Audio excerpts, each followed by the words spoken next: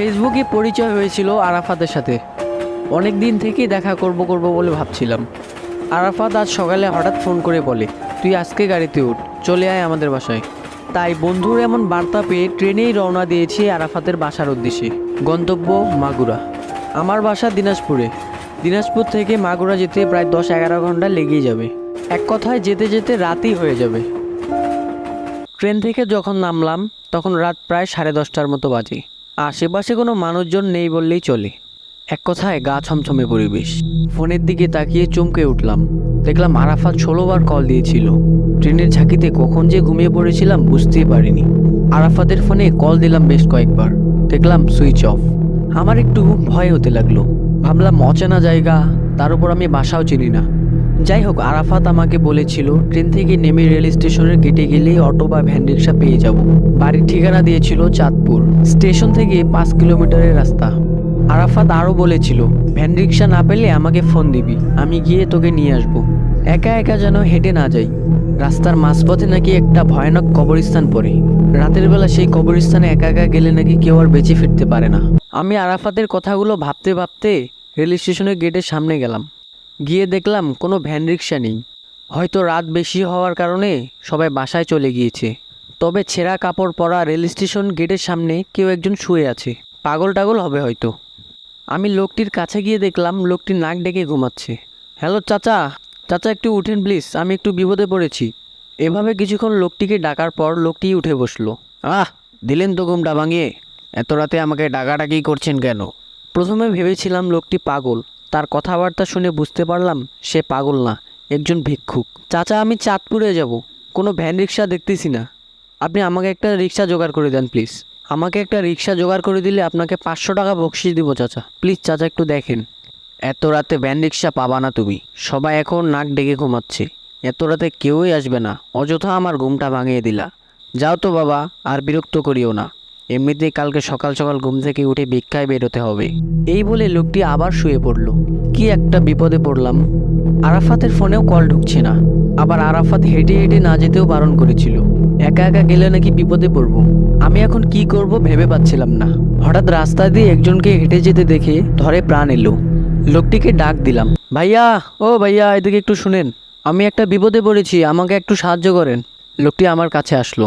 কি হয়েছে ভাই, বলো। ভাই, আমার বাসা দিনাজপুরে। আমি দিনাজপুর থেকে এসেছি। আমি আমার বন্ধুর বাসায় যাব। আমার বন্ধুর বাসা চাঁদপুরে।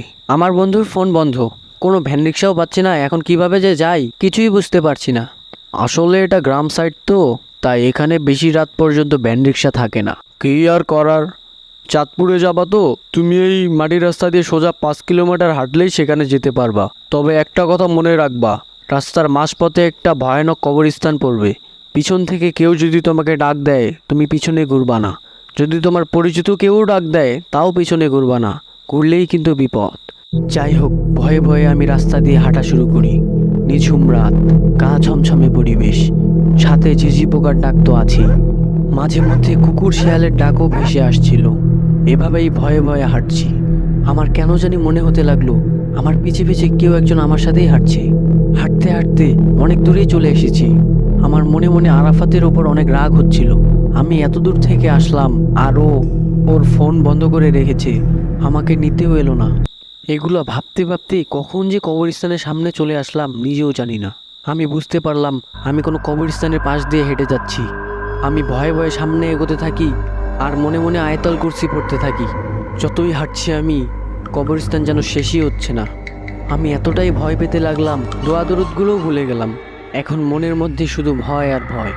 আর কিছুক্ষণ হাঁটার পর আমি অনুভব করলাম আমার পিছন থেকে কেউ একজন আমাকে ডাকছে। আমি বুঝতে পারলাম এটা আমার নিজেরই গলা, আমার নিজের কণ্ঠেই আমাকে কে যেন ডাকছে। তখন আমার রেল গেটের সেই লোকটির কথা মনে পড়লো। সে বলেছিল যে পিছন থেকে ডাকুক না কেন পিছনে যেন না তাকাই।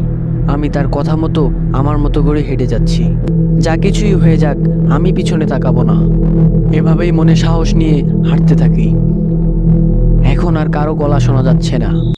আর কিছুক্ষণ হাঁটার পর আমি আবার বুঝতে পারলাম আবার পিছন থেকে কে যেন আমাকে ডাকছে। কিরে ফেরদৌস, তুই ওদিকে কই যাচ্ছিস? পিছনে তাকা, আমি তোকে নিতে আসছি। তুই ওইদিকে কই যাচ্ছিস? আমার বাসা তো এইদিকে পিছনেই। একবার শুধু পিছনে তাকা। আমি এবার সত্যি মনে করলাম ভাবলাম আরাফাত সত্যি সত্যি মনে হয় আমাকে নিতে এসেছে।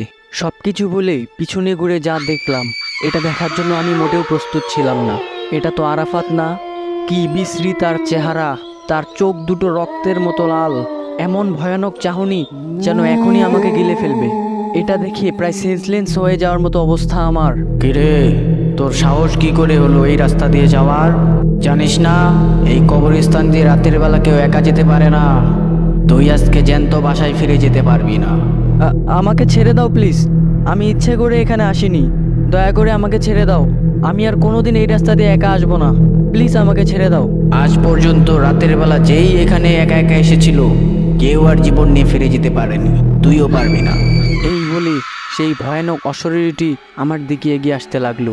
আমি যখনই পিছনে দৌড় দিব, আমি দৌড় দিতে পারছি না, কেউ যেন আমার পা আটকে ধরে রেখেছে।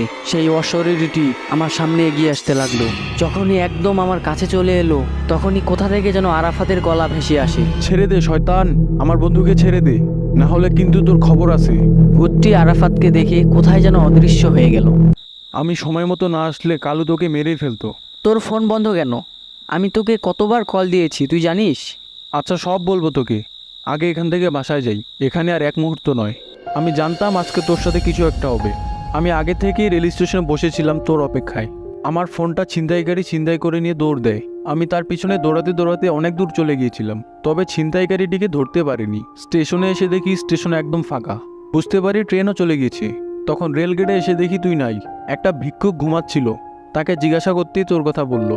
আমি বুঝতে পারলাম তুই কোনো বিপদে পড়বি, তাই আমি দৌড়ে দৌড়ে ওই কবরস্থানের সামনে আসি। এসে দেখি এই অবস্থা। বুঝলাম, জীবন নিয়ে বেঁচে ফিরেছি এটাই অনেক রে ভাই। এইদিকে আমার আরেক বন্ধু রাকিবও চলে আসলো। আরাফাতের বাড়ির পাশেই তার বাসা। রাকিবের সাথেও ভালো সম্পর্ক আমার। রাকিবকে সবকিছু খুলে বলতেই রাকিব বলল, আসলে 2 বছর আগে কালু নামে একটি লোককে মেরে ওই কবরস্থানে মাটি চাপা দিয়ে দেয়। পরে গ্রামের লোকরা জানতে পারে তার ভাই নাকি তাকে মেরে মাটি চাপা দিয়ে দেয়। তখন থেকে এই কবরস্থানে এমন প্যারানর্মাল ঘটনা ঘটতে থাকে। ওই কবরস্থানে রাতের বেলা কেউ একা গেলে তাকে মেরে ফেলে কালু। ওই কবরস্থানে দিনের বেলা যেতেও কেউ সাহস পায় না। তুই যে আজকে বেঁচে ফিরেছিস এটাই তোর কপাল। আল্লাহ বাঁচাইছে ওকে। আচ্ছা খাওয়া দাওয়া করে তোরা ঘুমা, সকালে আমরা ঘুরতে বের হবো।